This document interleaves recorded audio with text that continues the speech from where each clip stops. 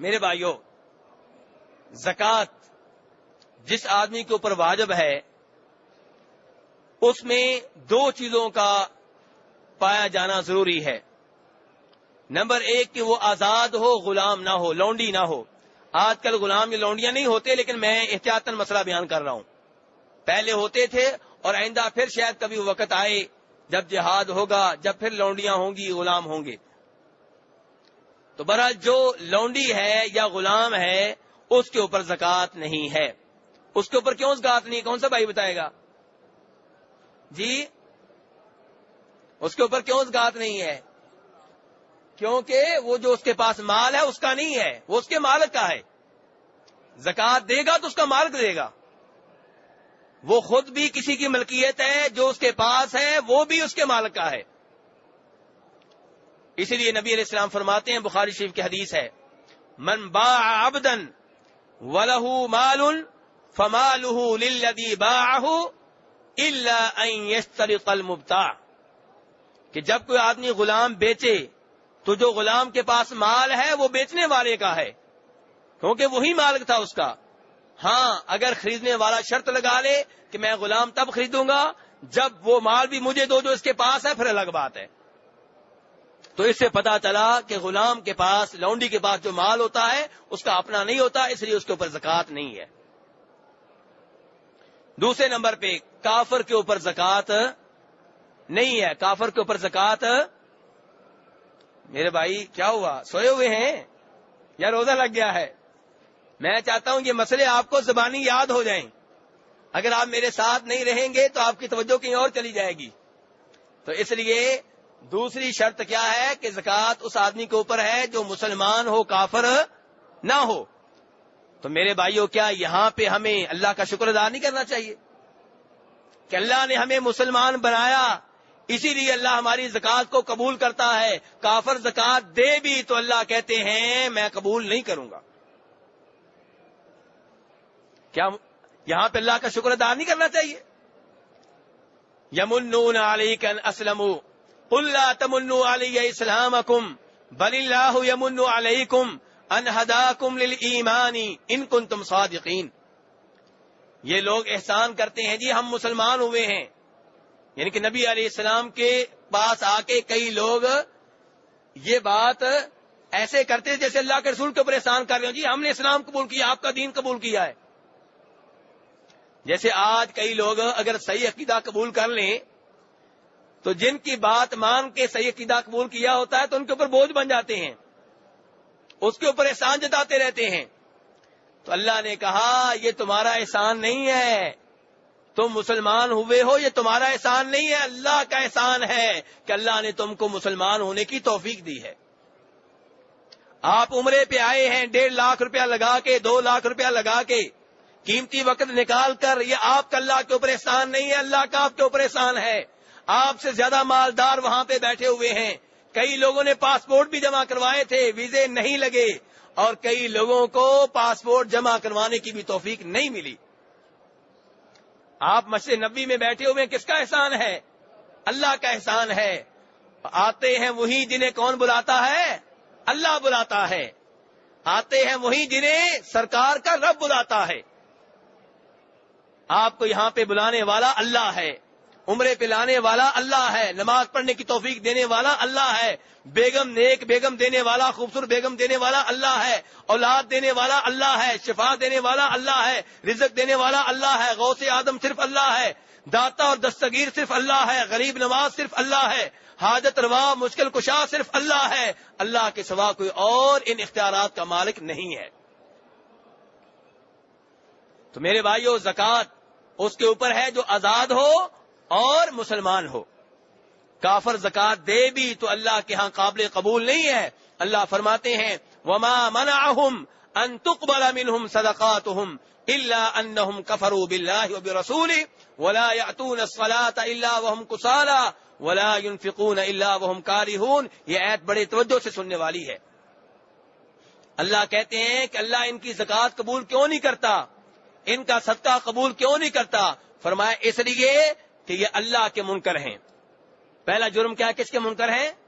اللہ کے۔ تو جب اللہ کے منکر ہیں شرک کے اوپر ہیں، زکات دیتے بھی رہیں، تو اللہ کے ہاں قابل قبول نہیں ہے۔ دوسرے نمبر پہ اللہ کے رسول کے منکر ہیں، تو جب اللہ کے رسول کے منکر ہیں، زکات دیتے بھی رہیں، صدقہ کرتے بھی رہیں، اللہ کے ہاں قابل قبول نہیں ہے۔ فرمایا تیسرا جرم یہ ہے کہ جب نماز پڑھتے ہیں بڑی سستی سے پڑھتے ہیں، دلی شوق سے نماز نہیں پڑھتے۔ میرے بھائی دھیان سے، کہیں اس جرم میں میں اور آپ نہ شامل ہوں۔ نماز کے لیے خوشی خوشی سے آتے ہیں، یا ایسے جیسے کسی قیدی کو بیڑیاں پہنا کے لایا جا رہا ہو؟ مسجد میں بیٹھے ہیں، ٹائم بار بار دیکھ رہے ہیں، مولانا اقامت کہیں، ہمارے 100 کام ہوتے ہیں، آپ تو فارغ لوگ ہیں جی۔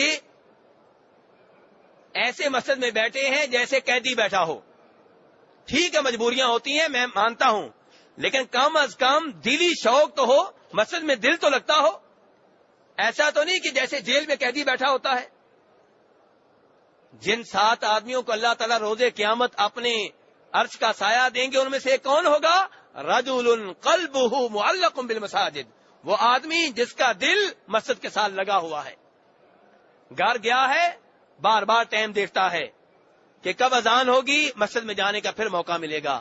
دکان پہ بیٹھا ہے، دیکھ رہا ہے کب اذان ہوگی اور ابا جی سے چھٹی لوں گا کہ مجھے مسجد میں جانے دیں۔ سکول میں ہے، ٹائم دیکھ رہا ہے کب اذان ہوگی تو سکول والوں سے جان چھوٹے گی، مسجد میں جا کے اللہ کے لیے عبادت کرنے کا موقع ملے گا۔ اور کئی لوگ اس کے برعکس ہیں، مسجد میں گھڑی کا ٹائم دیکھتے ہیں بار بار، دکان پہ نہیں دیکھتے۔ کہاں پہ دیکھتے ہیں؟ مسجد میں دیکھتے ہیں۔ نہیں میرے بھائی، جتنا شوق آپ کو اللہ کی عبادت کا ہوگا، اتنا ہی شوق اللہ تبارک و تعالیٰ کو آپ کو جنت میں بھیجنے کا ہوگا۔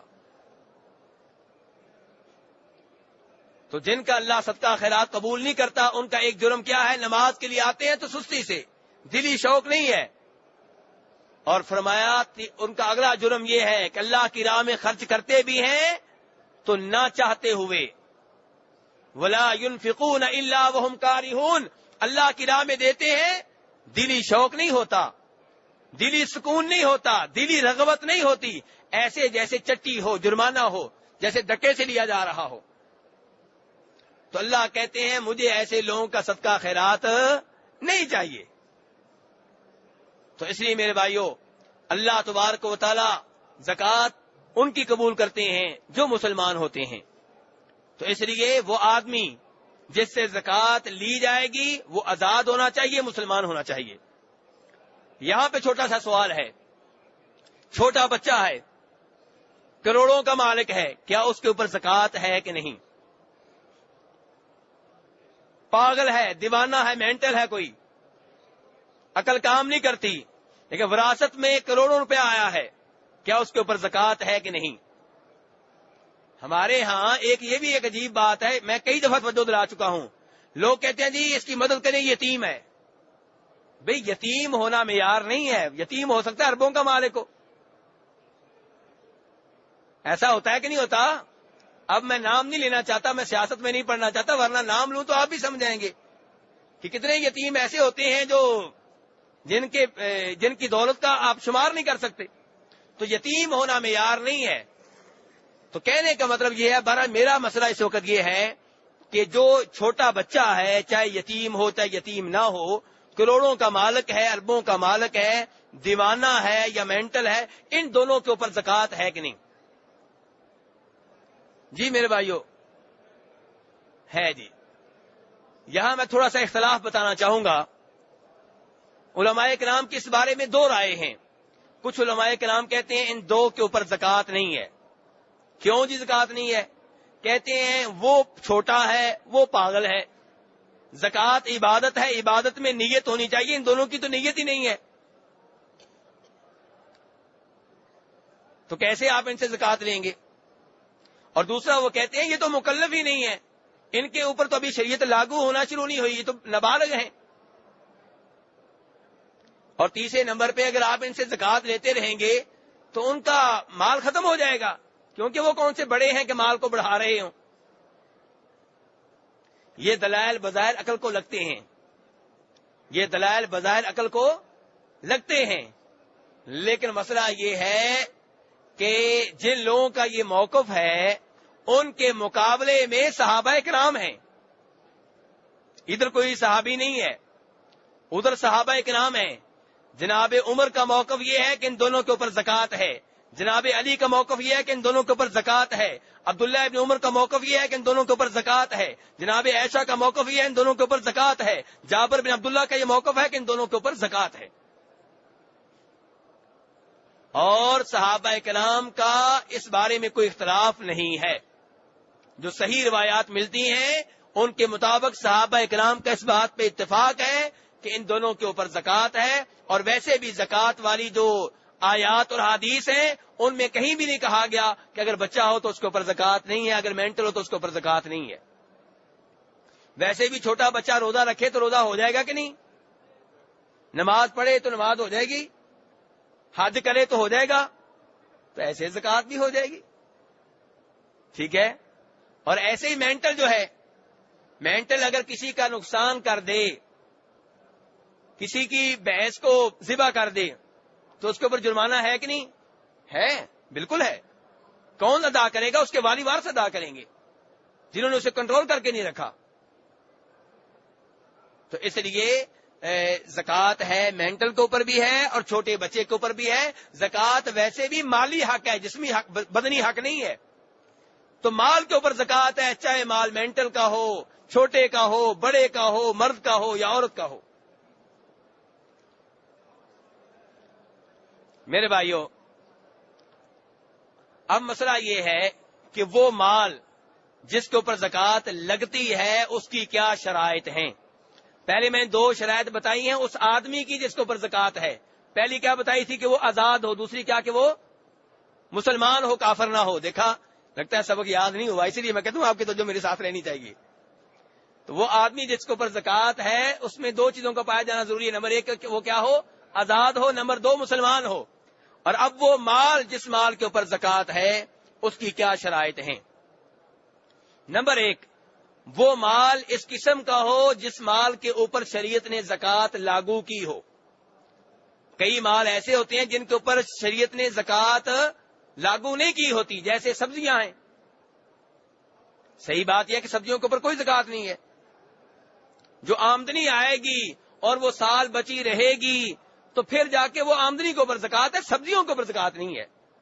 اور صحیح بات یہ ہے کہ شہد کے اوپر بھی زکوٰۃ نہیں ہے. تو اس لیے پہلی شرط یہ ہے کہ وہ مال ایسا ہو جس مال کے اوپر شریعت نے زکوٰۃ عائد کی ہو. دوسرے نمبر پہ وہ مال اس حد تک پہنچ جائے جس حد سے زکوٰۃ شروع ہوتی ہے. سونے چاندی میں زکوٰۃ ہے، لیکن اگر 1 تولہ ہو تو زکوٰۃ ہے نہیں. تو اس لیے اس کو کیا کہتے ہیں؟ نصاب. پہلی بات یہ ہے کہ مال وہ ہو جس کے اوپر زکوٰۃ عائد ہوتی ہو. دوسرے نمبر پہ اتنا مال ہو کہ اس کے اوپر زکوٰۃ ہو، لاگو ہوتی ہو، یعنی کہ نصاب تک پہنچ جائے. اور تیسرے نمبر پہ زکوٰۃ جو ہے مکمل طور پہ اس آدمی کی ملکیت ہو. مال جو ہے وہ مکمل طور پہ اس آدمی کی ملکیت میں ہو. یہ بات بڑے دھیان سے سننے والی ہے، اس میں کئی مسائل آتے ہیں، اس کا آپ سے بڑا گہرا تعلق قائم ہوگا بھی. تو پہلی شرط کیا تھی میرے بھائیوں؟ میرے ساتھ یاد کر لیں سبق، کہ وہ مال ایسا ہو جس مال کے اوپر شریعت نے زکوٰۃ عائد کی ہو. نمبر 2 وہ اتنا ہو کہ اس کے اوپر زکوٰۃ لگتی ہو. تیسرے نمبر پہ وہ مال مکمل طور پہ آپ کی ملکیت ہو. کیونکہ زکوٰۃ کی شکل میں آپ نے کسی اور کو مالک بنانا ہے. وہ مال آپ نے فقیر کو دینا ہے، اس کو مالک بنا دینا. پہلے خود مالک ہوں گے تو کسی کو مالک بنائیں گے.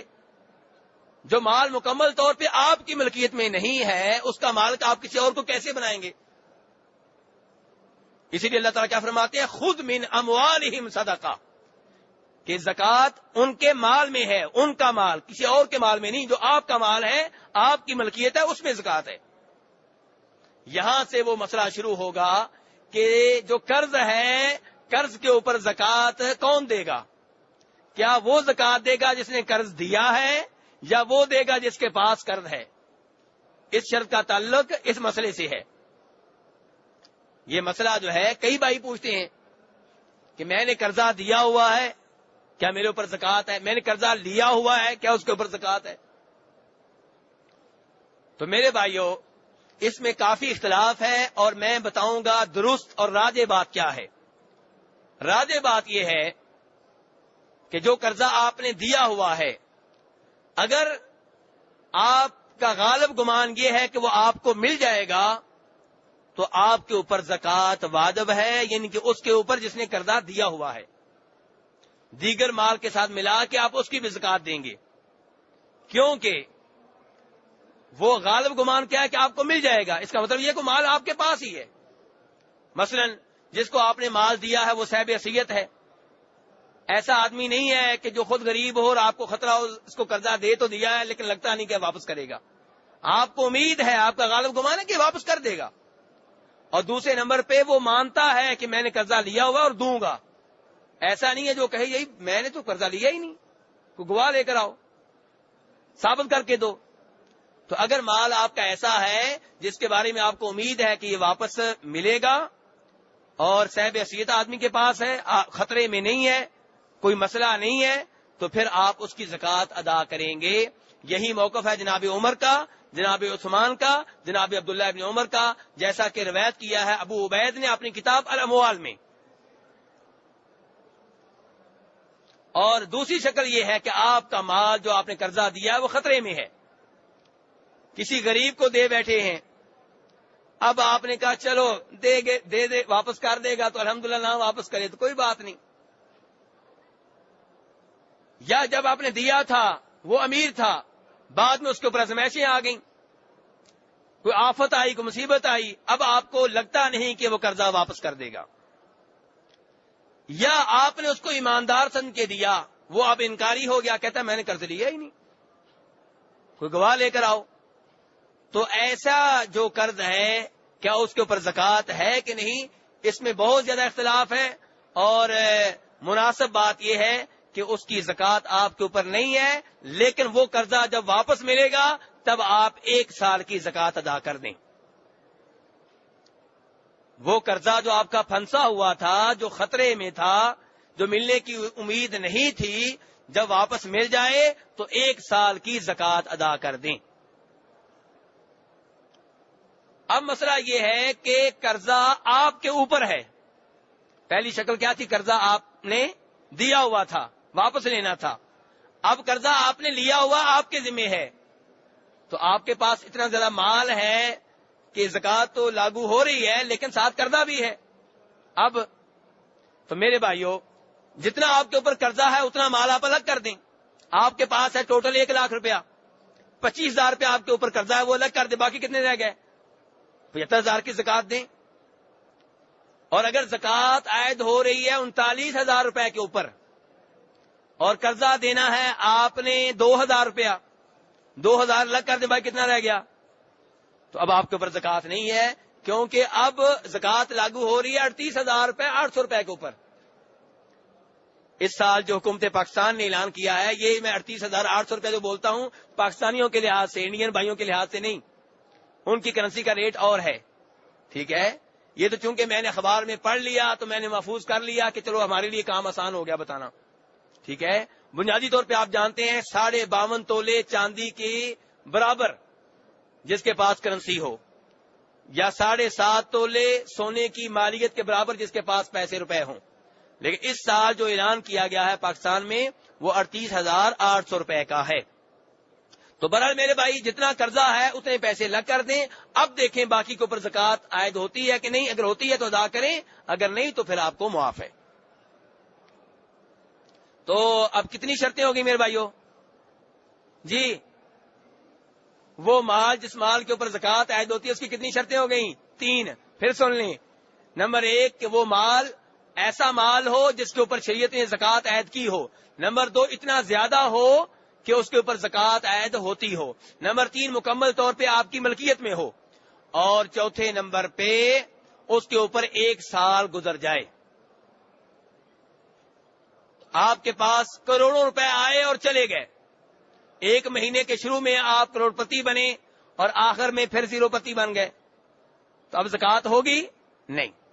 زکوٰۃ تب ہے کہ آپ کے پاس نصاب کے برابر پیسے ہوں اور ان کے اوپر 1 سال گزر چکا ہو، یعنی کہ شوال کے مہینے میں آپ نے دیکھا کہ آپ کے پاس جو پیسے جمع ہو چکے ہیں، جو گھر میں فالتو پڑے ہوئے ہیں، وہ ہیں 40,000 روپیہ، اور وہ 40,000 روپیہ ایسے ہی رہا، آئندہ شوال تک بھی آپ کے پاس 40,000 روپیہ پڑا ہوا تھا، تو پھر وہ 40,000 روپیہ کے اوپر 2.5% کے لحاظ سے زکات ہے۔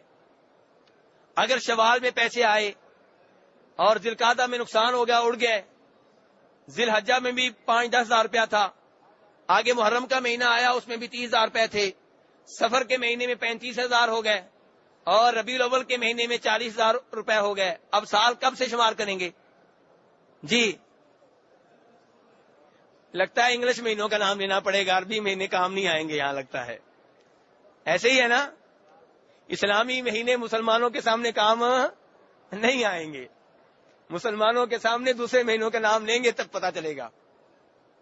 میرے بھائی، جنوری کا مہینہ ہے اور آپ کے پاس ہیں 50,000 روپیہ، فروری میں وہ 50,000 روپیہ آپ نے خرچ کر لیا، اب آپ کے پاس کوئی پیسہ نہیں ہے۔ مارچ میں آپ کے پاس 15,000 روپے تھے، اپریل میں آپ کے پاس 25,000 روپے تھے، مئی میں آپ کے پاس 35,000 روپے تھے، اور جون میں آپ کے پاس 40,000 روپے تھے۔ اب زکوٰۃ کب سے شروع ہوگی؟ کس مہینے سے شروع ہوگی؟ جون سے آپ گننا شروع کریں گے۔ جون سے آئندہ جون تک اگر آپ کے پاس 38,800 روپے سے اوپر رہے یا ان کے برابر رہے تو آئندہ جون میں آپ کے اوپر زکوٰۃ ہے 2.5% کے لحاظ سے۔ شریعت کی نرمی دیکھیں آپ، زکوٰۃ ٹیکس نہیں ہے، شریعت نے بہت نرمی کی آپ کے اوپر۔